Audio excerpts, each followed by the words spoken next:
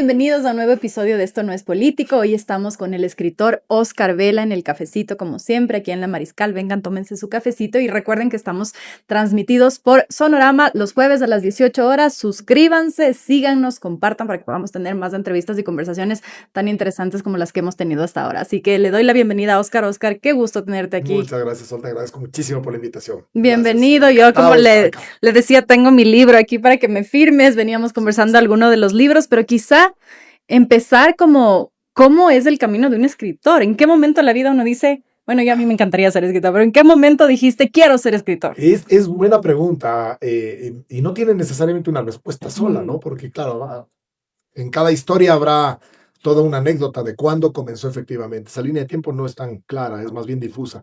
Yo te diría que fue siempre, digamos, mi historia estuvo vinculada a los libros, a leer mucho, desde niño a inventarme historias y a contar cuentos y eso se perdió, la verdad es que nunca, no tengo uno solo registro de eso, pero sé que así fue. Y luego finalmente en algún punto decidí hacer ya literatura un poco más seria, escribir cuentos, publicar. Y bueno, y llegó el momento de escribir una primera novela, que fue ya hace muchísimos años, pues eran 30 o 30 y tantos. ¿Cómo se llama? Se llama El Toro de la Oración, es una novela que recién fue publicada por segunda ocasión por Santillana. Y nada, y de ahí en adelante no paré, ¿no? De ahí en adelante fue ¿Qué edad cada tenías? 2, 3 años. Debo haber tenido 20 y tantos, 26, 27 años, una cosa así, ya avanzadito. Antes había escrito cuentos y había publicado algo. Y luego de eso ya me dediqué sobre todo a la novela, ¿no? Que ha sido mi fuerte, diría. Y dedicado cada 2 o 3 años a publicar. Entonces es un trabajo de 2 o 3 años de investigación, de escritura. Esa es un poco la vida del escritor, ¿no? ¿Y cómo fue la primera vez que publicaste? Emocionante, ¿no? Es decir, tenso también porque no sabes qué va a pasar, no sabes cómo la van a recibir, te compran poquitos libros. El Ecuador, que es un país en el que se lee poco, la atención sobre los escritores y sobre los libros no es tanta, ¿no? Es decir, ¿no? Entonces, son momentos muy emocionantes, es casi como tener un hijo. Y claro, cada libro es toda una aventura porque has trabajado años, has investigado, te has dedicado a escribir mucho tiempo y finalmente sale una novela. Y bueno, ahora ya estoy como en 10 o 11, algo así. Es un montón. Ya es un montón. Pero los primeros eran cuentos. Cuentos al principio, luego fueron novelas. O sea, la primera vez que viste tu nombre en un libro fue... fueron cuentos publicados Cuentos. en Argentina, aquí en el Ecuador también en ciertos libros de cuentos. Luego esta novela ya fue evidentemente mi primera incursión en ese género y surgió así. De ahí en adelante no he parado hasta ahora, sigo... Todavía estoy con la viada, ¿no? Y tú dices que desde pequeñito, claro, o sea, cuando uno tiene un acercamiento normalmente a la literatura viene desde una edad súper temprana. Sí. ¿Cómo era en tu caso? O sea, ¿te leían cuentos? ¿Cómo empezó? Sí, sabes que muy vinculado porque mis papás han sido muy buenos lectores, siempre muy, muy lectores. Yo vengo de una familia con muchos hermanos, yo soy el mayor de 6, una familia de clase media, te diría, en donde además, como venían tantos hermanos, uno tras otro, faltaban habitaciones. Entonces, finalmente, a nosotros nos tocó vivir, a los 3 mayores, nos tocó vivir, éramos hombres además, nos incorporaron, digamos, en la biblioteca, fue nuestra habitación durante muchísimos años. Literalmente la cama y todo. Literalmente, wow. Las 3 camas estaban allí y vivíamos y jugábamos en un espacio bien grande, y allí se pusieron las camas, porque ya no había más habitaciones en la casa, pues. Y entonces, claro, yo viví ese mundo metido ahí en la biblioteca y recuerdo que leía mucho, mi papá me daba muchos libros adecuados, otros no tanto, que yo mismo sacaba de la biblioteca. Y veía todos los libros y los lomos de los libros, me aprendía los títulos y los autores por los lomos de los libros. Yo sabía dónde estaba cada cosa en la biblioteca. Yo asumo que eso es parte de, ¿no? Es decir, fue parte de esto. Y haber visto mucho que evidentemente mis padres leían. Y me leyeron mucho y luego yo mismo me inventaba las historias y todo eso. ¿Y recuerdas quizá cuáles fueron esos primeros libros que te marcaron, esos que te leían? Por ejemplo, yo me acuerdo que a mí me leían Tom Sawyer cuando era chiquita. Maravilloso, sí. Amaba. Mi padre era uno de los que, por ejemplo, Tom Sawyer era una obligación para todos nosotros y a mí me apasionó. Y luego Huckleberry Finn, que era más o menos de la misma onda, ¿no? Los libros de Salgari, que a mí me gustaron muchísimo. Y Julio Verne, te diría que teníamos una colección de los 12 libros, eran 12 novelas de Julio Verne, él tenía bastantes más. Pero yo recuerdo haber leído 3 o 4 veces esos libros. Era para niños, ¿no? Eran ediciones un poco más reducidas. Y tenían ciertos dibujos, no muchos, pero sí tenían dibujos. Entonces, esos me apasionaron a mí. Entonces, yo te diría que ese fue para mí el detonante, ¿no? Obviamente, evidentemente los cuentos infantiles primero y qué sé yo, pero por ahí fue. ¿Y tus hermanos tenían esa misma cercanía o era como particular tuyo? Algunos sí y otros no, fíjate. Es decir, el segundo, el que me sigue, sí fue un buen lector y ha sido siempre un buen lector. El tercero no lee nada, sí, es todo un carajo todo, es decir, no pasó nada. El cuarto lee, el quinto también lee, mi hermana, que es la última de todos, ella también es lectora. Es decir, así ha sido, es decir, no todos necesariamente tan metidos en la literatura. La marca no siempre es la misma, a pesar de que uno crece en la misma familia y todo. Y de que tienes los mismos elementos y convives con los mismos elementos, y a veces pasa, a veces no. Hay gente a la que no le gusta leer y punto. Es decir, yo tengo hijos que leen y otros que no leen, entonces, y tengo igual una biblioteca y he tratado de inculcarles y todo, a unos les interesa, a otros no. ¿Y cómo elegías qué libros ibas a leer? ¿Era porque estaban a disposición tuya o...? Sí, porque estaban a disposición, porque mi papá me recomendaba mucho, muchas veces muy acertado, la gran mayoría te diría, otras veces no tanto. Y yo luego yo solo iba incursionando en cosas, porque según vas leyendo, y este es un fenómeno que pasa siempre, es decir, mientras vas leyendo y vas aprendiendo y conociendo autores, yo creo que las lecturas mejoran, es decir, yo siempre doy este ejemplo. Muchas veces mucha gente dice, no, imagínate esos fenómenos como, qué sé yo, Harry Potter, las 50 sombras de Grey, qué sé yo, la literatura esa a la que le denigran de alguna forma, dicen, no, es literatura barata, no sé qué. Fíjate que esos fenómenos literarios, yo no digo que sean baratos, por supuesto, esos fenómenos literarios crearon muchísimos lectores en el mundo. Hoy, muchos de los jóvenes que hoy son lectores, leyeron por Harry Potter, claro. Leyeron El Señor de los Anillos y se han hecho lectores por esos libros. Y luego comenzaron a leer otras cosas porque eso te demanda muchos libros más inteligentes, qué sé yo, novelas, y comienzan a incursionar en eso. El fenómeno de las 50 sombras de Grey lo que motivó es que se lean muchísimo y que las mujeres, por ejemplo, que son mucho más lectores que los hombres, y esto no es una novedad, en casi todo el mundo las mujeres son más lectoras. No sabías. Sí, y se lee mucho más. Las mujeres son mucho más lectoras que los hombres. El fenómeno de los clubes de libro, etcétera, claro, surgió también a raíz de estas cosas, es decir, y se comenzó a leer mejor y más cosas interesantes. Probablemente ahora ya no le pones a leer o a releer una novela de las 50 sombras de Grey porque han leído cosas mucho mejores. Claro, se complejiza también el pensamiento. Exacto, es una suerte de aprendizaje. Y yo creo que eso es lo que me pasó a mí también, que fui leyendo cosas que para mí al menos eran mejores.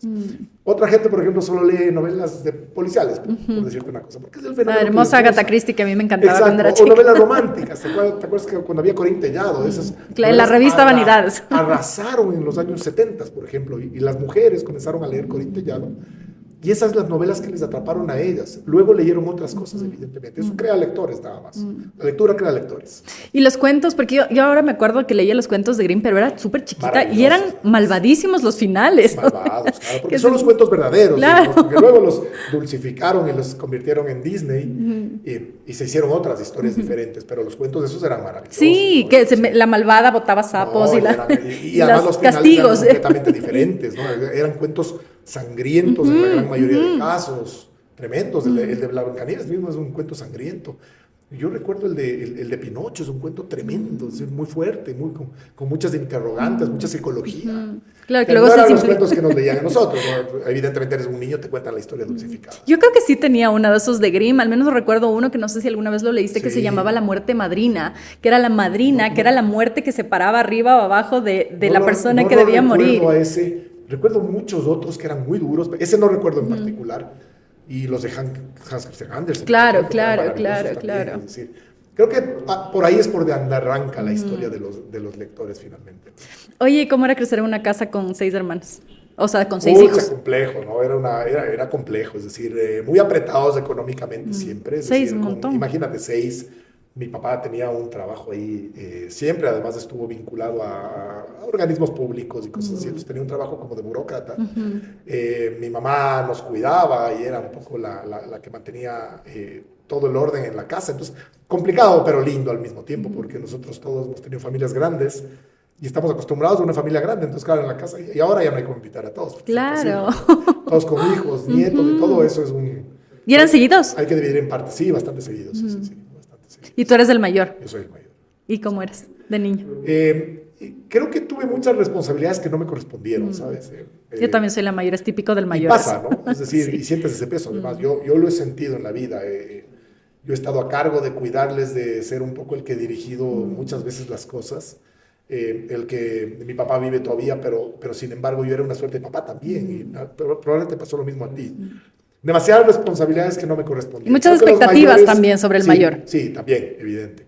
Y creo que eso nos pasa, es bastante usual eso. Es decir, cargarle de responsabilidades a alguien al que no le tocaban todavía, ¿no? Y más en familias grandes, ¿no? Porque Sí, es como sí, ya, o sea, sí. digo, pobre madre con 6 Sí. hijos y el sexto debe haber Y sido... tal vez en esas familias, sobre todo de clase media, media baja, quizá es como más notorio, quizá ese tipo de cosas, ¿no? Las otras probablemente no, es decir, no tienes disponibilidad de dinero, cuando no tienes apremios, cuando no tienes aperturas y todo, probablemente las cosas cambian. En estas familias sí había esto, ¿no? Y a mí sí me sucedió eso, ¿no? Sí. Y que no me quejo, además, así es la vida y funcionó bien, es decir... Oye, ¿y cómo empiezas tú? Dices que desde chiquito escribías cuentos, empiezas a escribir historias, inventarte cómo era. Me inventaba muchas cosas, me inventaba muchas historias. Me acuerdo clarito que una de las novelas que a mí me fascinó, ya más avanzado, digamos, evidentemente, esto de haber tenido, no sé, 11 años, tal vez 12 por ahí, era El viejo y el mar, que era una de las novelas favoritas de mi papá. Y a mí me encanta la pesca, yo soy loco aficionado a la pesca y del mar. Y claro, cuando leí esa novela me volví loco, te juro que me trastornó. Y comencé a escribir una historia que era muy parecida al viejo y al mar.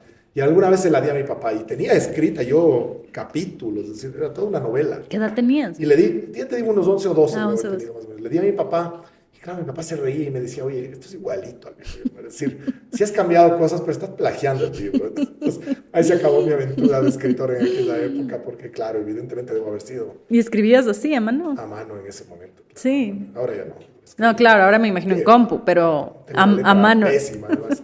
No me entiendo yo mismo, entonces es imposible, ¿no? Escribo computador. Sí. ¿Y cómo era tu relación con tus papás? ¿Eras mimado? O bueno, en una casa de 6 ya no tanto, capaz, ¿no? No. Debo haber sido mimado cuando vine yo como el primero, digamos, pero luego ya no me acuerdo de haber sido mimado, porque había tantos, además, imagínate, siempre había un bebé en casa. Pues. Claro. La diferencia entre tú y la última, ¿de cuántos años? 13 años. Ah, es un montón. Sí, 13 años con mi hermano. Y luego entras a la universidad, estudias Derecho.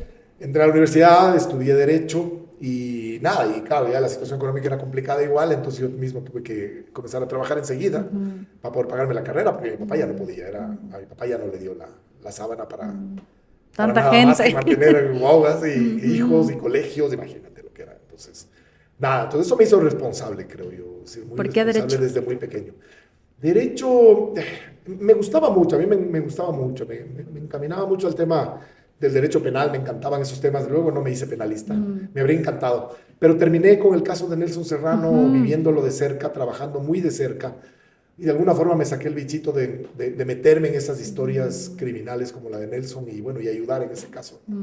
Luego me hice abogado, litigo mucho y me encanta el litigio, pero no a nivel penal. Sí. Y cuando decides estudiar Derecho, en tu familia, ¿qué opinaban? ¿Qué pensaban? Porque además son fascinados. carreras, claro, medio obvias, ¿no? Fascinados. Claro. Es una carrera clásica, imagínate, tener el abogado en la casa. Era una buena noticia, de todas formas. Entonces, Pero sí haces, o sea, ejerces como abogado y a la vez escribes. Son las dos cosas al mismo tiempo. abogado y hago las dos cosas, te diría casi 50 y 50. Me dedico a ser escritor y me dedico a ser abogado. Sí. Porque de la escritura no se puede vivir, ¿o sí? No, muy poca gente vive de la escritura. En el Ecuador te diría, salvo la María Fernanda Heredia, que vive y ha vivido y ha tenido una carrera sostenida y le va muy bien.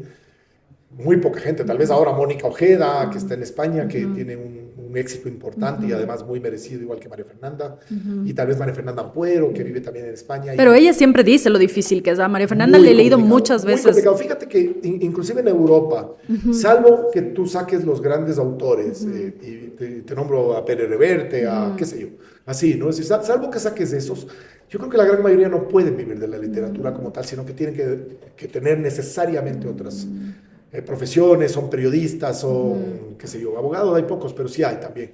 Pero sobre todo el periodismo les da como para sostenerse y no necesariamente ¿Qué te vivir diré? de la literatura. Te hago caras porque Sí, yo hoy sé. también está tan precarizado el periodismo. Yo sé lo difícil que es aquí, no, sin duda, yo mismo he incursionado, yo no soy periodista, pero he incursionado muchas veces en esto, y escribo, y he tenido programas, y qué sé yo, y y es complicadísimo y es durísimo, pero eso los autores de alguna forma les permite también sostenerse, ¿no?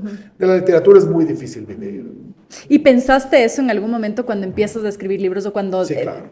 ¿Cómo Claro. era esa reflexión? Pensaba y siempre pensé y dije, bueno, va a llegar un punto en el que voy a poder vivir de la literatura y voy a cambiarme a ser solo escritor y ya dejar el derecho.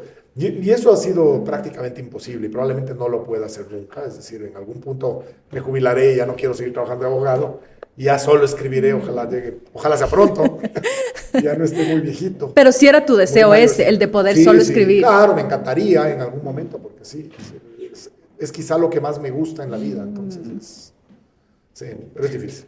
Y ahora que también se habla mucho de que la gente no lee y tal, es raro ahora ver gente con libros en la mano. Yo leo bastante también en el teléfono, yo leo en la aplicación del teléfono, pero me encantan los libros físicos. En tu experiencia como autor, ¿qué tanto la gente lee? ¿Qué tanto la gente te puede conocer, comentar un libro por escritor? A ver, en el Ecuador, como te digo, se lee poco, desgraciadamente, y esto es un fenómeno de población, digamos, se lee muy poquito a nivel general. Pero claro, hay ciertos círculos en donde tú encuentras que se lee mucho más. Y para mí es donde están los niveles de lectura, y este también es un fenómeno general, te diría Europa, América, sobre todo, probablemente en Asia también, pero sobre todo Europa, América. Se lee mucho en la clase media, de clase media hacia abajo, media baja, poquito más, un poquito tal vez también en clase media alta, te diría. Se lee poco en las clases altas, se lee muy poquito, no es un fenómeno muy usual, están para otras cosas. Pero en la clase media se lee mucho. Y yo rescato mucho siempre este fenómeno de los clubes de libro. Aquí en el Ecuador se lee mucho y se compra muchos libros, sobre todo porque los clubes de libro han proliferado de una forma increíble. Es decir, hay más de 120 clubes de libro en el Ecuador, conformados legalmente, ¿En es decir, serio? tienen estatutos, se reúnen formalmente, tienen actividades de hace años. Yo soy súper amigo y voy siempre a los clubes de libro, casi todos son de mujeres, además, casi todos. De los pocos que Hay son unos de pocos mujer. que son de hombres y mixtos, pero de mujeres te diría el 95%. ¿Y cuál es el más viejo? El club número uno, pues el de las señoras que ahora ya son muy mayores, pero tuvieron una reunión hermosísima hace un par de años. A mí me invitaron a dar una charla y estuve con ellas, señoras ya octogenarias y algo más, inclusive. No Más de sabía 90 que años, me estás trayendo un dato interesante. maravillosas, sí, grandes lectoras, además simpatiquísimas, y ese club todavía se mantiene, todavía con las señoras, es decir, y de Y ese estos fue el primero. ese es el número uno, al menos ellos se llaman el número uno. Yo asumo que sí fue efectivamente el número uno del Ecuador, y hay cualquier cantidad. De hecho, hay una especie de asociación de los clubes de libro, entonces se reúnen en ciudades, y es un evento enorme. O sea, es muy interesante y este es un fenómeno que yo rescato muchísimo porque ha dado yo creo que ha incrementado muchísimo el nivel de lectura y sobre todo el volumen de lectura. ¿Y cómo un escritor puede a ratos pensarse una persona que viaja en el tiempo en una época en la que todo es la tecnología y que casi que parece que se reemplaza a veces nuevas generaciones que están como en el video y en el TikTok y no sé qué, y con poca, incluso hay estudios de la poca capacidad de atención, que no se pueden concentrar, etcétera? Parece casi un oficio de antaño, ¿no? Como un viajero del tiempo que está en un mundo en el que quizá no es el ideal para un escritor. ¿Cómo vives de eso? A ver, se vive con las dificultades de que, como te digo, hay pocos lectores en el Ecuador. Sin embargo, las cifras de producción y de creación de libros siguen aumentándose y las cifras de ventas y de publicación de libros en el Ecuador siguen incrementándose. Entonces, eso te dice algo. Es decir, yo tengo un amigo muy pesimista, periodista, no voy a dar el nombre, pero me dice siempre, yo lo que creo es que se producen muchos libros, pero nadie lee. O sea, compran, pero nadie lee, compran por moda. No creo que sea tan así. La verdad es que yo creo que sí se lee.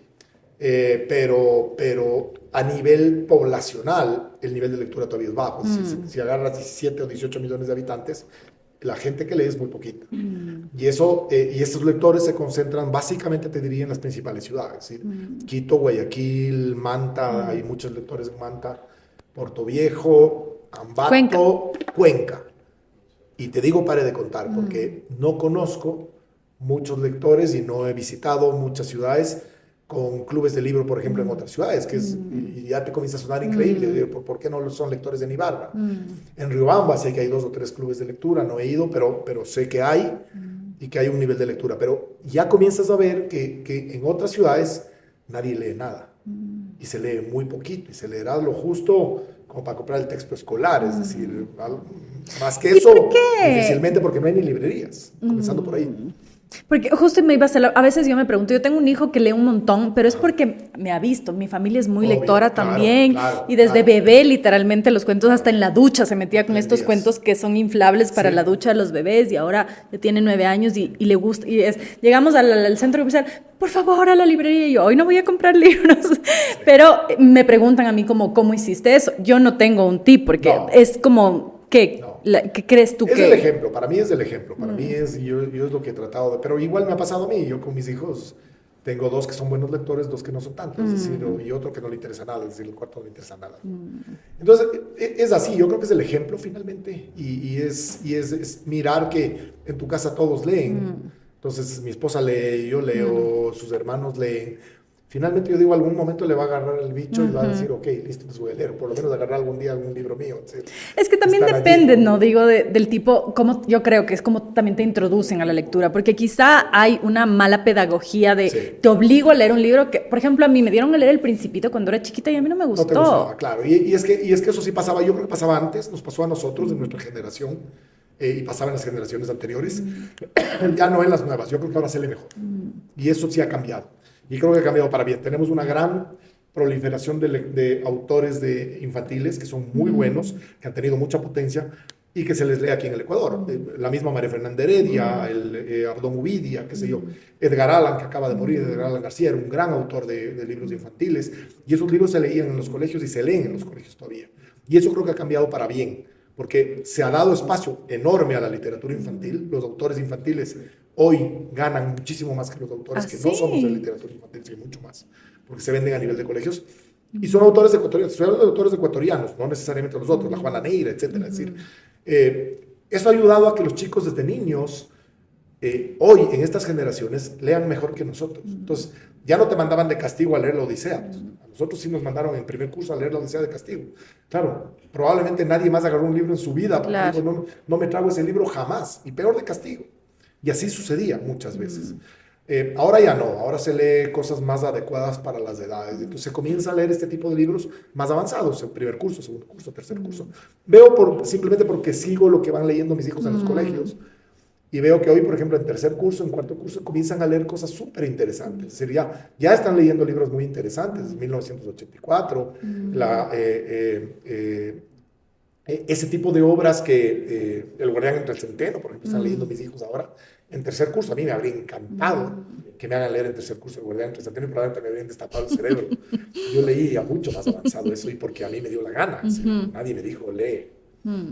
Y también un poco pensando en estos acercamientos a la lectura, porque ahora ves también en las librerías que hay unos cuentos con unas ilustraciones súper bonitas para niños, Sí. incluso bien pequeñitos. Sí. O sea, por eso te decía el ejemplo Maravilloso. en mi casa, que sí, unas cosas que a mí me encanta tenerles para verles, o sea, y quizá también pasa un poco por eso, ¿no? Por el espacio que le puedes dar a los niños desde pequeños, acercarte a leer algo que te guste. Y a mí cuando me preguntan, ¿pero qué me recomiendas? Depende, ¿qué te gusta? Por ejemplo, a mí Agatha Christie me encantaba haciendo desde los 10, 11 años, y es como estas puertas que te permiten abrir. ¿Qué tipo de lector crees tú que entra a tus libros?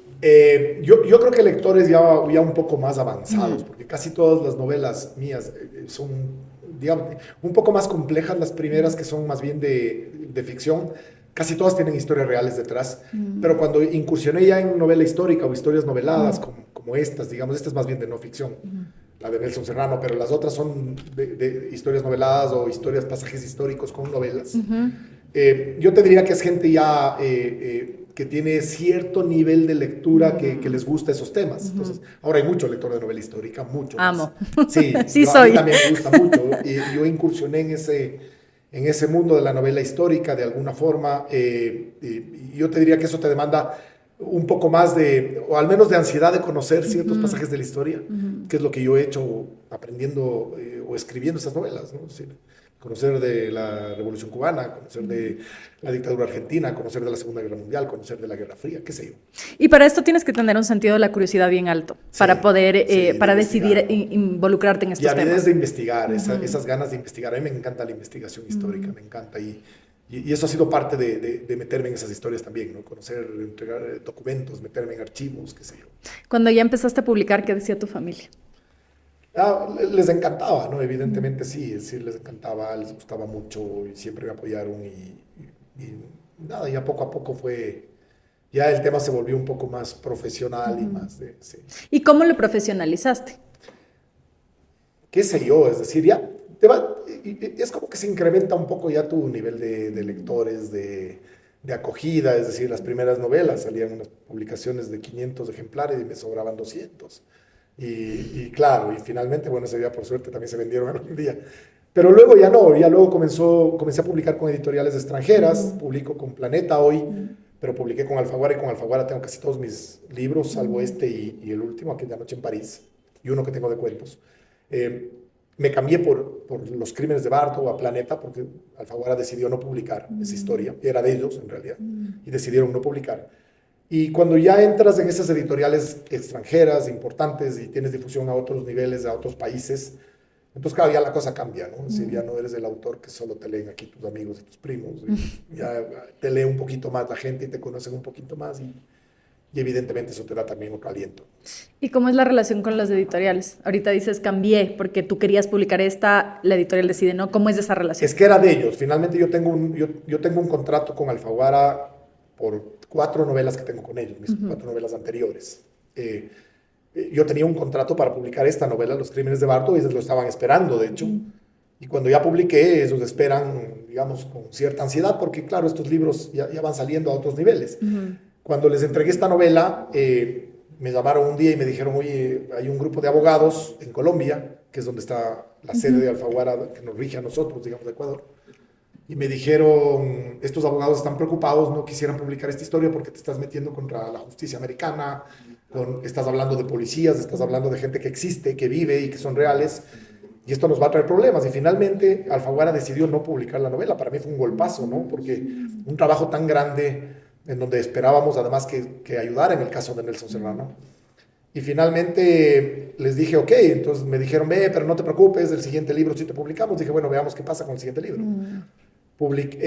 A la semana de esa noticia que me dieron muy mala, apareció casualmente aquí el director de Planeta, estábamos en un evento juntos, también era colombiano, y él me conocía, digamos, me decía, oye, ¿en qué estás? No sé qué, le digo, oye, estoy con esta novela y te cuento que estoy sin publicar. Me dijo, me dice, hace rato estábamos intentando que nos dieras una novela tuya, pero como tenías contratos con Alfaguara no nos metemos, son de alguna forma competencia. Se llevan muy bien, pero son competencias finalmente, las 2 editoriales más grandes en español. Y me dijo, si me das a mí, yo te la publico en nada, es decir, dame porque les va a encantar. Y les di y ellos no tuvieron el problema que tuvo Alfaguara. Y entonces me dijeron, nosotros no tenemos problema, vamos adelante. Y así fue. Entonces comencé a publicarlo con Planeta y evidentemente lo que pasó fue que el contrato con Planeta ahora me exige que todas las novelas tengan ellos el derecho de leer primero la novela y de escoger ellos si se quedan o no. Es un derecho de preferencia. Y entonces, claro, ahora estoy un poco amarrado también a Planeta. Cada Alfaguara ya nunca más voy a publicar con ellos, pero son mis amigos y me llevo bien. Pero es común que eso pase porque está súper documentada. Yo soy periodista y me pareció que está súper documentada. Sí, claro, es que era una obra que tenía que ser documentada porque además era de no ficción, era una novela de no ficción, es una novela diferente. Estamos hablando, perdón, no hemos les dicho a nuestra audiencia, Los crímenes de Bardo, si no la han leído, léanla, es una historia, es súper atrapante y es un caso de la vida real, el de Nelson Serrano, ¿no? Es el caso del ecuatoriano de Nelson Serrano que fue recluido en el corredor de la muerte durante 20 y tantos años, 23 años finalmente.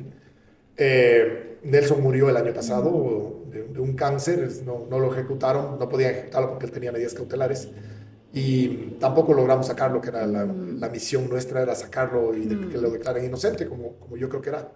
Él era inocente y esta es la historia, digamos, de por qué él es inocente finalmente. Pero es una historia increíble, tienen que leerla porque es una historia, es súper atrapante, o sea, además está súper documentada y a mí como periodista es como me encanta esa parte de la documentación. Pues, si ven, tengo aquí Está todo marcado de las partes que necesitaba, incluso para una entrevista que tuvimos contigo justo a raíz de ese caso. Entonces preguntaba yo si es muy común que pudiera pasar cosas cuando haces temas que sí que ocurrieron de verdad. Verás, yo tenía cierto temor cuando pasó lo de Alfaguara, yo sí tuve temor porque finalmente esta novela la presentamos en Estados Unidos, en Miami, y hubo una gran difusión de prensa sobre todo. El caso de Serrano era un caso bien escuchado y muy visto en Estados Unidos. Cuando hicimos la presentación en la Universidad de Florida, llegaron toda la prensa, los medios de comunicación, me entrevistó la gente de CNN, qué sé yo, es decir, varios periodistas Porque importantes. tocas bastante los Porque temas tema de justicia, ajá, sobre todo, porque era un caso escandaloso de corrupción judicial y policial. en Florida. En Florida. Y entonces, claro, ese caso sonaba mucho, además, sonaba muchísimo. Y además, ya estaban allí los republicanos, es decir, era un caso que a ellos les tocaba mucho. Yo sí tuve temor, la verdad, al principio, porque dije, pucha, me van a agarrar y preso ahí, ¿quién me saca además de estas cosas? Pero no, finalmente, una cosa que sí creo que hay que rescatar es que yo ahora me di cuenta que la justicia en Estados Unidos es tan corrupta o más, puede ser más corrupta que la nuestra. Esto te Que sí grafica es una corrupta. cosa brutal. Así es, y te descubre la corrupción que existe y la podredumbre que existe a ciertos niveles, sobre todo a nivel criminal. Yo creo que no tanto a otros niveles comerciales, civiles, pero sí a nivel criminal, y yo fui testigo de esto, y de este caso, y conocí a los corruptos. Y yo sé que este tipo, que este Tommy Rey es un tipo peligroso, ha sido un tipo que sí nos tuvo en la mira a muchos de nosotros. Uno de los involucrados en el caso Sí, en la justicia. El fiscal era, ¿no? A Lady Nostroza nunca le recibió, jamás quiso una entrevista con ella. A mí no me recibió jamás en buena hora. Porque yo digo, yo no sé cómo habría actuado con este tipo de delante. Yo sé que él era un criminal y que él fue el responsable de todo esto. Y era policía. Y él sigue siendo policía hoy día. O sea, es un tipo que es capaz de todo. Y yo vi muchas cosas que pasaron adentro y que mañana te ponen, no sé, te ponen droga en el auto que alquilaste y no te saca nunca nadie más de allí. Yo quizá me hice esas historias y tuve miedo. Pero luego no pasó nada. Y sabes qué, se escribe tanto en los Estados Unidos, se publica tanto, se hacen películas de escándalos, le sacan cosas al presidente Trump hoy día y a cualquiera, Obama y no sé qué. Y finalmente no hay esa repercusión, no hay esa venganza, creo yo. O sea, uno se está con la mente Uno latinoamericana va que dice, sí, fue prevenido madre, nos y va. finalmente sí existe de alguna forma esa libertad de expresión que ellos pregonan y yo creo que es cierto. Yo sí defiendo eso. No defiendo hoy día, como todo el mundo cree que es la panacea de la justicia, no es. Porque yo vi los casos de corrupción y yo viví en carne propia este caso. Pero quizá la diferencia sí es eso, que se puede publicar con más Tú puedes rango publicar de... con libertad y si mañana le quieres sacar la madre a Trump en un libro, le vas a poder sacar la madre a Trump y probablemente no tengas consecuencias. A lo mejor me equivoco. Pero ha pasado y ha pasado 1000 veces con esas biografías no autorizadas y con todo lo que ha sucedido. Entonces yo digo, sí, es decir, si hay corrupción, y este fue un caso de corrupción. Y también hubo, pregunto, una repercusión a nivel personal sobre esto, porque bueno, tú eres abogado, entonces me imagino que también te cuidaste un montón en el tema legal, pensaste bien qué sí podías decir, qué no podías decir. Claro. ¿Hubo en algún momento algún otro tipo de repercusión?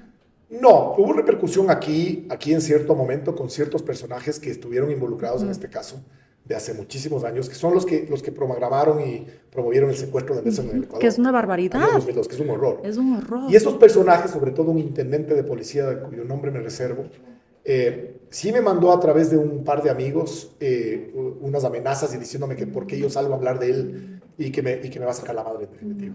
Y era un tipo oscuro, un tipo muy oscuro. Y yo me cuidé de dar el nombre de él muchas veces. De hecho, en el libro es el único nombre que está cambiado, el de él y el del policía de la DEA que ejecutó el secuestro de Nelson aquí en el año 2002. Esos dos nombres me los reservé y les cambié porque eran personajes que desgraciadamente siguen aquí y el otro sigue metido además en la DEA. Entonces, ese es otro nivel de problemas. Claro, uno tiene que elegir sus batallas. Exacto, no me iba yo a pelear con estos tipos, pero yo hablo muy claramente de lo que hicieron y de cómo lo hicieron. Y cuento toda la historia, y tú ya la leíste, y cuento toda la historia, y eso evidentemente fue un secuestro. Y ellos dos orquestaron todo para poder llevárselo a Nelson como se lo llevaron. ¿Y cómo vivías el acompañamiento de esta historia? Me estoy centrando un poco en esto y un montón de novelas que tú tienes. ¿Ya dijiste cuántas? 10. 10, es un montón. Luego te voy a preguntar también de la otra porque no me puedo centrar en las 10, pero este es interesante porque además se trata de este caso que fue súper, en un momento tuvo un alto perfil mediático, ¿no? Sí, mucho. Entonces yo preguntaba un poco cómo eliges estas historias, cómo decides que... Ha sido curioso, es decir, yo he elegido las historias por casualidades, porque me han llegado las historias de alguna forma, o alguien me ha comentado, o alguien se ha sentado al lado mío un día, se sentó una señora simpaticísima al lado mío, una colombiana, en una reunión de libros, y no sé qué, y me dice, oye, ¿tú eres Oscar Vela? Le digo, sí. Le digo, ¿cómo así me conoces? Le dice, no, porque un día leí que estabas publicando novelas históricas, y no sé qué. Dice, ¿qué estás escribiendo? Le digo, estoy escribiendo una novela sobre la dictadura argentina. Me dice, qué interesante. Me dice, ¿y por qué no me la pasas? En ese momento yo era gerente de Planeta. Y yo estaba con Alfaguara. Y me dice, ¿y por qué no me la pasas? Le digo, yo, es que no puedo, porque yo tengo ya todo con Alfaguara. Me dice, ojo, cuidado, a una mujer nunca se le dice que no. Que no sé qué. Y todo fue en broma. A los 3 meses de esta historia, esta señora me llama un día y me dice, ¿te acuerdas de mí? Soy fulana de tal. Pues te cuento que nosotros ellos compraron una rama de Alfaguara en ese momento. Santillana vendió Alfaguara. Y me dice, te cuento que ahora yo soy la dueña de esa novela. Me dice, yo te dije lo que iba a pasar. Me había estado anticipando sin que yo me diera cuenta. Y finalmente ella terminó siendo mi editora durante muchos años. Y ella me regaló una historia maravillosa, la historia de su papá. Un día me dijo, ven, te voy a invitar a Bogotá y le vas a conocer a un personaje fascinante. Nunca te vas a imaginar a quién vas a conocer. Y me dijo, este personaje es uno de los 82 expedicionarios del Granma, que viajaron con Fidel, con Raúl, con el Che, e hicieron el viaje famoso del Granma para llegar a Cuba y derrotar 2 años después a Batista en la Revolución Cubana. A mí me fascinaba la historia de la Revolución Cubana, pero no conocía esa historia. Y le conocí a él, a César Gómez Hernández, y escribí su historia. Y pude escribir esta novela que se llama Náufragos en Tierra, me la publicó ella mismo en Alfaguara. ¿Cómo se llama? Náufragos en Tierra. Sigan anotando las novelas que hay que leer. Es la historia de la Revolución Cubana contada desde una persona que estuvo adentro y que de alguna forma luego fue enemigo de esa revolución porque tuvo muchos problemas. Porque no creyó en lo que comenzó a pasar luego, en los crímenes sobre todo. Lo que pasa mucho, en ¿no? las ejecuciones, se desencantó de esa revolución. Que se empieza como con el ímpetu y en el camino retrocede. Y es interesantísimo porque es el mejor amigo que tuvo toda su vida fue Raúl Castro y el Che. Fueron sus amigos de la vida. Y finalmente termina siendo enemigo de Raúl muchos años y se exilia y qué sé, bueno, no les cuento la historia. Ya bueno, ahí está para que la lean. Yo sigo anotando los que me faltan. Y así llegan las historias, llegan de casualidad muchas veces. Esta también fue casualidad. Me llegó un día la familia de Nelson a pedirme un favor, necesitaban que les ayude con el gobierno de entonces a conversar, a alguien que les dé una mano, estaban con muchos problemas con la justicia americana. Y así fue como se me acercaron un día de pura casualidad. Yo les dije, ok, yo te ayudo como abogado, pero a mí me encantaría escribir la historia como escritor. Y ahí salió este libro. ¿Y cómo terminó siendo tu relación con ellos? Demasiado cercana, te diría, es decir, y no es una queja, ni me arrepiento, por el contrario, es decir, me hice íntimo amigo de ellos, hoy es uno de mis mejores amigos, Francisco, su hijo, le ayudé en todo, sufrí con él, lloré con él, y finalmente, claro, ya terminé de escribir la historia, terminé siendo abogado también de ellos, y reclamando aquí al Ecuador todo lo que le debían y lo que deben aún, y reclamando en Estados Unidos los derechos de ellos. Me involucré como abogado, como pana, como escritor, como todo. Pero a raíz de esto, a raíz de que se acercan a contarte el caso. A raíz de que conviví con ellos la historia, ¿no? Y pude investigar y meterme para escribir este libro adentro de la familia y conocer desde dentro cómo habían sido las cosas. Porque finalmente todo el mundo arranca diciendo, y en este caso era muy particular, todo el mundo me decía, no entiendo cómo le defiendes si él era un asesino que mató a 4 personas. Le digo, ¿conoces la historia? No, yo leí una vez y escuché. Le digo, bueno, el día que conozcas la historia vas a saber que no es un asesino y que lo agarraron como víctima. Y él es la única víctima en este caso, además de los 4 que murieron. Y así es esta historia, ¿no? Era así. Y bueno, yo creo que me encargué con este libro y ahora va a salir una película pronto, una serie. Creo que va a ser una serie en Netflix y va a salir la historia de él basada en este libro. Yo creo que me encargué de darle a él el espacio o la voz que él nunca tuvo. ¿Sí? Él nunca pudo contar su historia y creo que aquí la cuento yo y mucha gente cambió su parecer y mucha gente cree y se formó una gran oleada aquí, sobre todo en favor de Nelson, porque mucha gente cree y se dio cuenta que Nelson era inocente. ¿Y qué significó para ti la muerte? Porque esta es la historia un poco a grandes rasgos, porque estamos hablando como si todos hubiesen leído, no necesariamente es la historia, decíamos, de Nelson Serrano, y termina él muriendo, no es ejecutado, tú lo mencionaste hace un ratito, muere él, pero nunca se hace esta justicia que la familia esperaba que se hiciera. ¿Cómo es para ti el momento en el que sabes que muere y que ahí queda todo? Fue muy doloroso porque nosotros siempre tuvimos, yo le visité en abril de hace 2 años, la última vez que le visité en el Corredor de la Muerte, y estábamos muy esperanzados en que se iba a dar la audiencia de juicio que él necesitaba para presentar todas las pruebas que ya teníamos, las que yo revelo en este libro. Ya teníamos las pruebas de su inocencia y las pruebas de la culpabilidad de los sicarios que asesinaron a las 4 personas. Teníamos todo. De hecho, ya las tuvieron siempre, lo que pasa es que nunca las sacaron y las ocultaron.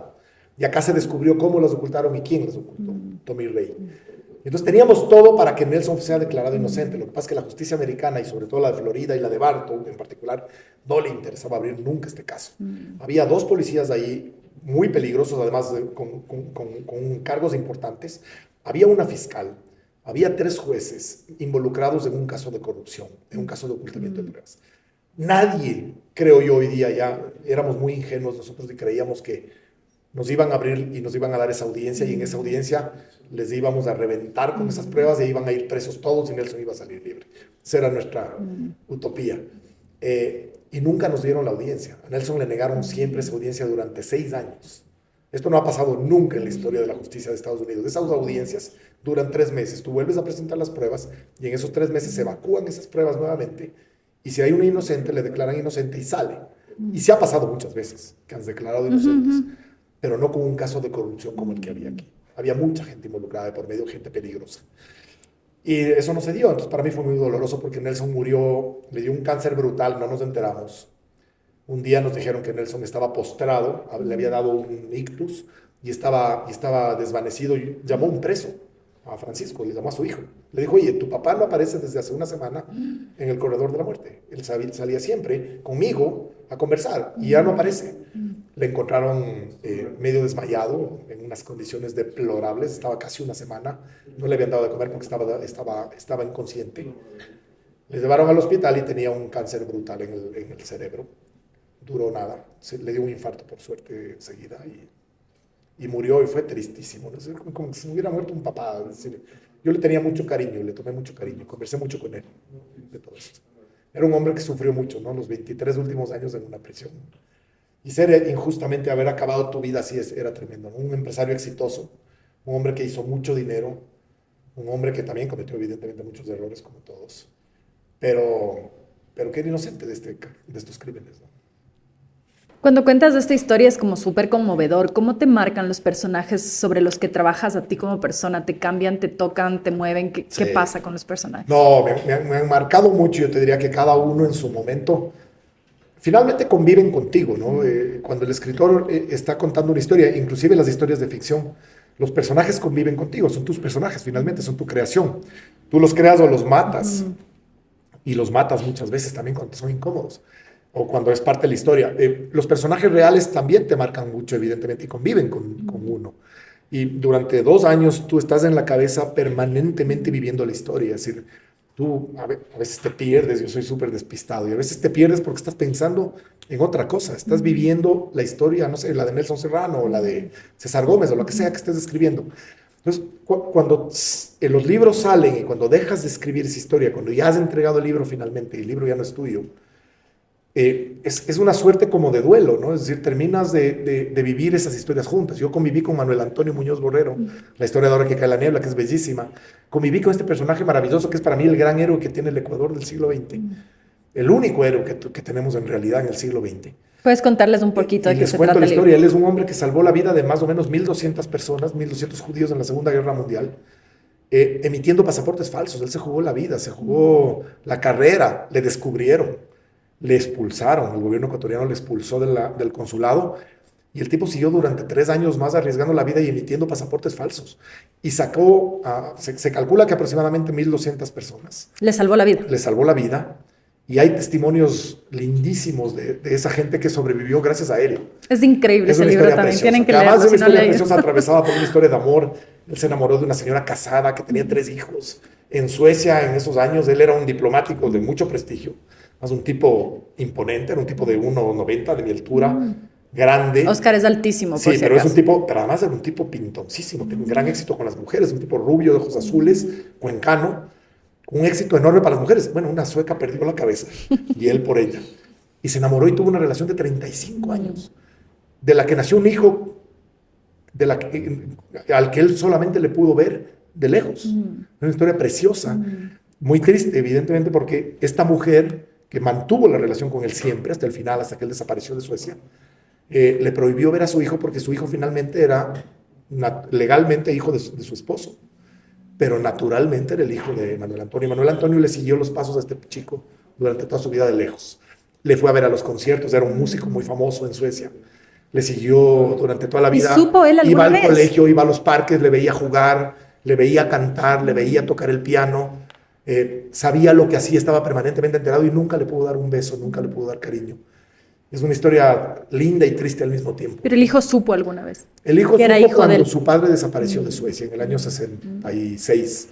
Y él vino a buscar a Manuel Antonio, ya Manuel Antonio había muerto, y él se hizo muy allegado a su familia cuencana. Él sabe que es hijo, él ya murió murió hace poquito también él, pero él sabía que era hijo de este señor y finalmente tuvo mucha relación con Cuenca y vino varias veces al Ecuador y eran sus primos, era su gente. Tuvo mucha relación con Cuenca al final de su vida, sí. Y tú mencionabas de este libro, ¿por qué empezamos a mencionar este que te corté? Algo estabas diciendo. Simplemente por la relación con los personajes, ¿no? Si te encariñas de los personajes, vives con ellos. Yo viví con Manuel Antonio toda esta historia durante años y claro, cuando entregas el libro se te acaba. Ya luego solo te acuerdas cuando alguien te pregunta o cuando te preguntan de Y te da ti. nostalgia de los personajes cuando Sí, ya claro, acabas. es como un duelo, casi terminas de convivir con ellos. El caso de Nelson fue diferente para mí porque yo he convivido hasta ahora, sigo Claro. viviendo este caso y hablo con Francisco casi todas las semanas y hablamos. Todavía nos quedan reclamos por ahí, juicios, qué sé yo, pero Nelson ya murió, entonces ya es como que se acaba esa historia. Es una suerte de duelo cuando cierras un libro. Sí. Oye, ¿cómo desarrollas esta beta súper? Porque tienes que tener una beta muy sensible para poder contar estas historias, ¿o no? Yo creo que sí, pero asumo que es natural, es decir, no es un tema que lo piensas o que decir. Te llegan las historias de pronto y a mí me llegaron cada una en su momento, digamos, como para aprender y estudiar y conocer, ¿no? Conocer esta historia, conocer la dictadura y la Revolución Cubana, la dictadura argentina de aquella época, ahora la Guerra Fría con mi nueva novela, qué sé yo. Conocer historias, ¿no? Y aprender un poco también y luego contarlas. Y cuando las empiezas a cocinar, ¿cuál es tu proceso? O sea, ¿cómo empiezas desde que la piensas hasta que publicas? Investigo mucho, tengo mucha información, recibo mucha información, mucha gente me ayuda, investigadores, historiadores, qué sé yo, dependiendo de lo que estemos trabajando, de los temas o las historias. Me meto mucho a investigar y luego cuando ya tengo la historia más o menos armada en la cabeza, entonces comienzo a escribirla y la planifico muy bien. Sí, trabajo mucho en esa parte, digamos. Y luego escribir probablemente me toma un poco menos. Y cuando escribes una novela, ¿cuánto te puedes tardar ya una vez que tienes esa investigación hecha? Yo te diría que entre 2 y 3 años, 2 años y medio más o menos me han tomado Es en bastante, promedio bueno. cada una más o menos. Claro, son novelas en donde demandas muchas investigaciones. Entonces, cuando ya cuentas con el trabajo de investigativo es más fácil. ¿Y cómo escribes? O sea, Se- ¿tienes un ritual especial o...? no. Es decir, soy bien metódico y escribo todos los días, 2 horas, 3 horas, a veces cuando estoy muy metido ya en una historia. Entonces soy muy metódico, escribo todos los días, de lunes a viernes, no escribo los fines de semana, salvo que ya esté al final, un proceso así de loco, delirante, pero no, escribo muy metódicamente siempre, O sea, eres organizadito, así. súper organizado, sí, es que si no, no podría. Entonces, dejo el trabajo, me despego completamente de lo que haya pasado en la vida, digamos, y me dedico a escribir y me meto en la historia. Y hablando un poco más de ti como persona, como ser humano, ¿qué personas, qué afectos te han marcado a ti en la vida? A ver, yo te diría que principalmente los familiares, ¿no? Tenemos una familia muy cercana, muy apegada. Toda mi familia por el lado de mi papá es ambateña. Y Ambato es como una cosa bien particular. ¿Creciste allá o acá? No, yo crecí en Quito, pero pasé todas mis vacaciones siempre en Ambato. Y les quiero mucho y mis grandes amigos, mis familiares están allá. Entonces yo soy muy apegado a Ambato, muy apegado. Y entonces voy para allá y todo el mundo te conoce y todo el mundo es amigo y es una sociedad tan chiquitita, pero tan particular. Es una sociedad muy cariñosa, muy de su gente, ¿no? Y mi familia, por el lado de mi mamá, es española, entonces les viví muy poco, les viví y por suerte, pero es muy cortita esa familia y entonces lo que tengo son las historias muy antiguas de ellos, que ahora me voy a meter en esa historia. Eso te iba a Son preguntar, historias son de interesantes España de y la no... guerra civil. Y allí estuvo mi abuelo y estuvieron varios personajes de la familia. ¿Y llegaron acá posguerra civil o cómo fue la No, no llegada? llegaron acá, no, nunca llegaron Solo acá. tu mamá le conoció a tu Solo mi papá. mamá se vino acá, sí. Por Sí, casarse con tu papá. por casarse conmigo. ¿Y conoces has ido a conocer de qué ciudad era? De Madrid, sí. Y has ido a Sí, recoger sí. los pasos, digamos. Siempre. Sí. Sí, ahora tengo muchas historias que logré rescatar finalmente. Ya murieron buena parte de ellos, pero tengo un par de tíos por ahí. Es una familia muy cortita. Tengo un par de tíos que por suerte me ayudaron a rescatar muchas cosas que no conocía yo y entonces por ahí voy a armar alguna historia alguna vez. Sí. Ahora tú tienes hijos también, 4. 4. O sea, también está grandecita la familia. No Sí. son 6, pero 4 está bastante. 4, en 2 partidos, en dos matrimonios, pero 4. Pero 4 hijos. Sí. ¿Y qué has aprendido de tus hijos? No, es una maravilla. Para mí es lo mejor de la existencia. Cuando vi la primera vez a mi primer hijo y luego me ha pasado siempre, de alguna forma entiendes o entendí yo al menos, no sé si es un caso muy particular, pero yo creo que mucha gente o la gran mayoría debe pensar esto. De alguna forma entiendes por qué estás aquí. Es decir, de alguna forma entiendes por qué llegaste. ¿Por qué la vida? Porque la vida, uno se pregunta muchas veces, ¿qué es esto? ¿No? Es decir, ¿por qué vivimos? ¿Por qué creces? ¿Por qué naces? ¿Por qué estás aquí? ¿Por qué trabajas? Y todos los porqués yo creo que se condensan de alguna forma, por lo menos en mi visión particular, o se condensaron cuando les vi. Se les dije que les vi, dije, yo estoy aquí por él o por ella.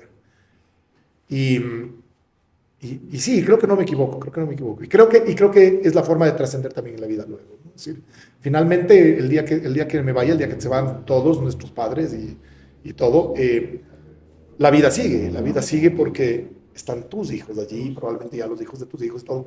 Y va a llegar un momento en el que nadie nunca más te va a recordar, porque no vas a existir para nadie más en la vida. Pero esa cola detrás de ellos creo que es la que te da la razón de la vida, ¿no? Por lo menos a mí es mi visión muy particular, pero creo que sí condensa de alguna forma lo que la gente debe sentir el rato que le ve por primera vez a un hijo. Y estas personalidades, porque los hijos diferentes siempre son, o sea, incluso los que son hijos del padre y la madre y crecen en la misma familia, Sí, totalmente siempre distintos, son claro, diferentes. claro. ¿Qué te enseñan? ¿Qué aprendes de esos? ¿Qué edades tienen Que ahora? somos un mundo, ¿no? Que somos un mundo cada uno, y un mundo tremendamente particular y complejo además. El ser humano es tremendamente particular y muy complejo, y cada uno somos un mundo independiente, pero finalmente ese mundo independiente tiene todo un bagaje que es el pasado y que es la genética y que es la sangre y que son las costumbres de lo que fueron tus padres y tus abuelos y probablemente tus bisabuelos y tus tatarabuelos a los que no les conociste en tu vida y no vas a saber mayor cosa de ellos, pero ahí está, ¿sí? Ahí está, en cada uno de nosotros están probablemente las particularidades de ellos también.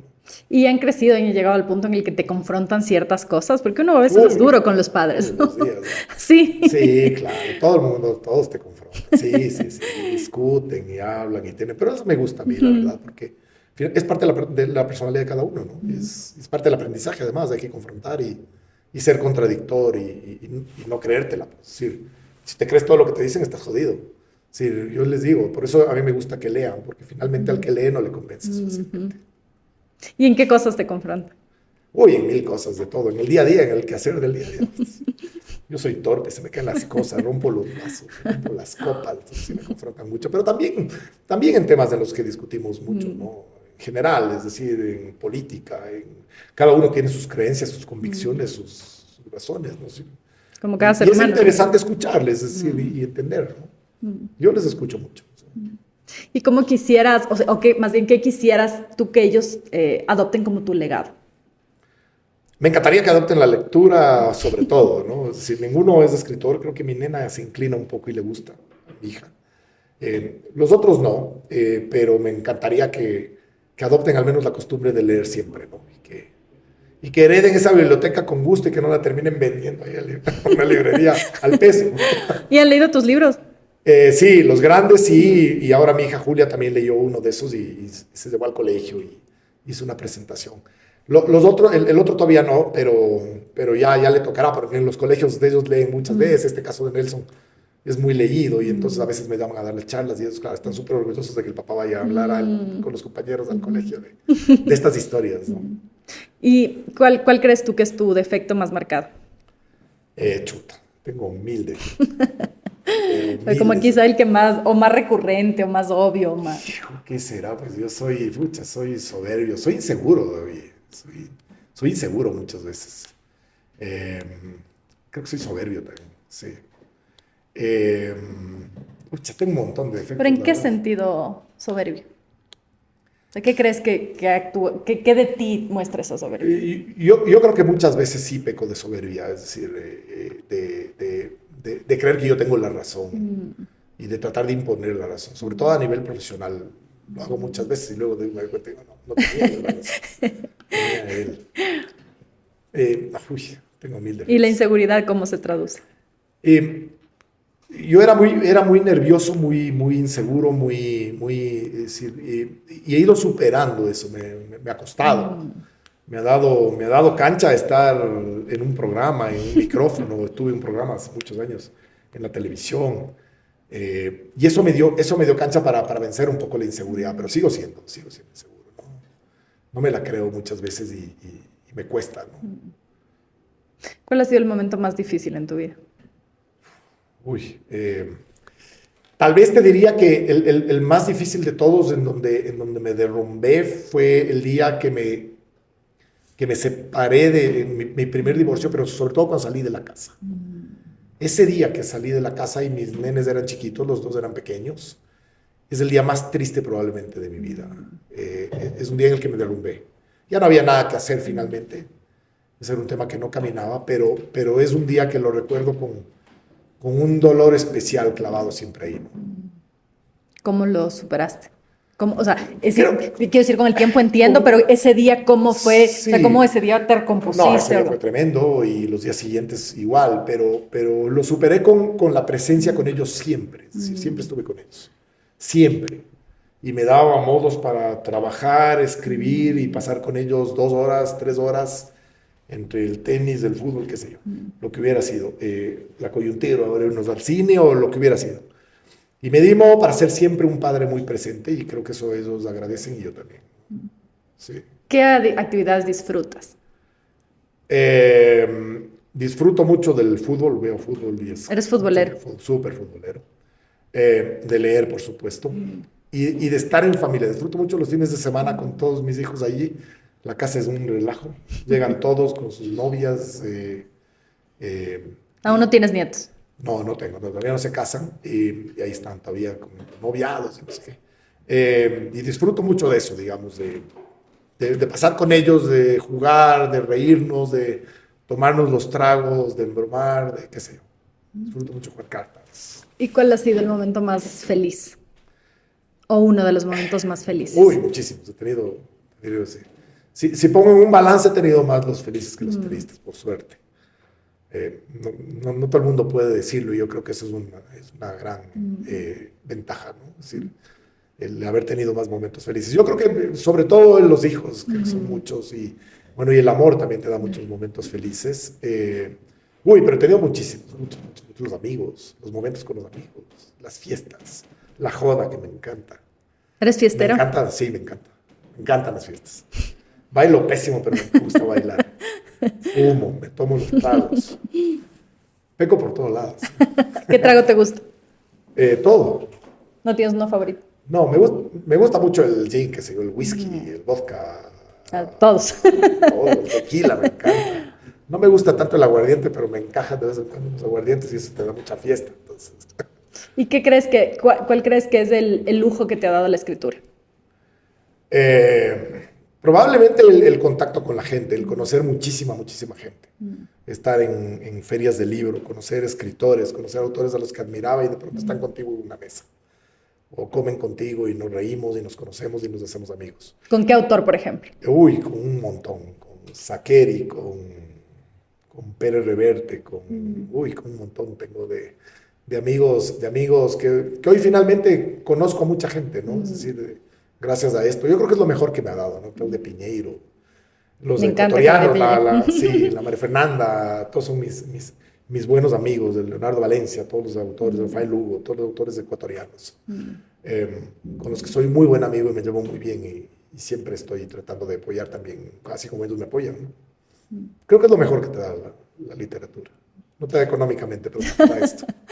¿Y cómo te gusta hablando, has mencionado 2 veces a Mónica Ojeda y a María Fernanda Ampuero? Sí, a mí me gustan las María dos. Fernanda Heredia. María Fernanda Heredia, también María Fernanda Ampuero apareció en la lista de los... Sí, súper escritora. ¿Qué tanto te gustan? Ellas que son consideradas como la joven Natalia Freire también. Sí, Natalia, que es otra gran fuerte escritora, Natalia. súper Mónica igual es fuerte. bien fuerte. Bueno, las 3 son súper fuertes. Las 3 tienen una temática muy similar, sí. ¿no? Y como muy fuerte, sacude. Muy potentes, muy sí. fuertes, grandes cuentistas, extraordinarias cuentistas. Mónica también novelista de primera. Muy fuertes y además están arrasando, sobre todo en las generaciones jóvenes. A mí me encanta. Y eso es fundamental ahora, es importantísimo. Entonces, tenemos una gran representatividad con ellas, te diría, ¿no? Y son extraordinarias escritoras. Extraordinarias escritoras, muy fuertes. Y eso nos ha ayudado mucho y creo que va a ayudar mucho al país. ¿Qué le dirías a una persona que quiere escribir, que quiere publicar? Que se lance, que se atreva, que aproveche, que lo haga con conciencia, con trabajo y luego que revise mucho. Y que se atreva a entregárselo a otra gente para que otra gente te critique, porque es importante que lo vean desde afuera. Pero que te atrevas, porque finalmente hay que atreverse y hay que lanzarse, ¿no? Y luego a lo mejor te dicen, oye, no, esto no sirve para literatura, pero finalmente te has desahogado y está allí, ¿no? Lo que sientes. Y a veces puede haber 10 no y después un sí, ¿no? Sí, sí, por supuesto. No, por supuesto, hay que atreverse. Habrás tenido algunos nos tú también. Sí, claro, como todo en la vida, sí, sí, sí, uy. Porque a veces uno ya solo ve el resultado final. No, Como no, ya no, Oscar no, publicó 10 novelas. No, es toda una vida de experiencias y de negativismo y de no, y qué pena y no me gusta y esto le pasa a todos, ¿no? Y sobre todo aquí en el Ecuador, donde hay pocas oportunidades de publicación, entonces le ha pasado a todos y todos han sufrido esa experiencia. Sí. ¿Qué te hace llorar, Oscar? Chuta, me ha hecho llorar los nacimientos de mis hijos, me han hecho llorar. ¿Eres llorón? No, No mucho. no, muy poquito, ¿no? Me ha hecho llorar esa experiencia que te digo cuando me fui y por ahí el fútbol, las emociones del fútbol. Sí. Sí, ahí me emociono, por ejemplo, mucho. ¿Y qué te conmueve? Muchas cosas, la música me conmueve ciertos momentos particulares en donde digo, pucha, qué feliz que soy y ojalá no se acaben. La literatura evidentemente me conmueve mucho, las películas. ¿Y qué te asusta? Me asusta ya no estar y ver qué va a pasar y me siento responsable de mis hijos más pequeños, sobre todo, de los que todavía no están muy encaminados, están todavía en el colegio. Ese tipo de cosas me asustan. Sí le temes a la muerte. Sí, claro. Sobre todo por cómo queda todo acá. Sí. Siempre me pongo a pensar cómo va a quedar todo, qué puedo resolver, qué no puedo resolver, qué va a pasar. ¿Eres optimista? Chuta. Trato de ser optimista. Te diría que si pones una balanza soy un poquito más pesimista, muchas veces. ¿Algo que te falte por hacer? Uy, un montón de cosas. Güey. Como lo primero que se te viene a la cabeza. Conocer todavía, me falta por conocer muchas cosas. He viajado mucho, pero me gustaría conocer muchísimo más. Me falta todavía. Y escribir, espero muchos libros. Bueno, esperamos nosotros también que sigas escribiendo más para que nos deleites con tus novelas. Muchas gracias, Oscar, por haber estado aquí. Muchísimas gracias, linda entrevista.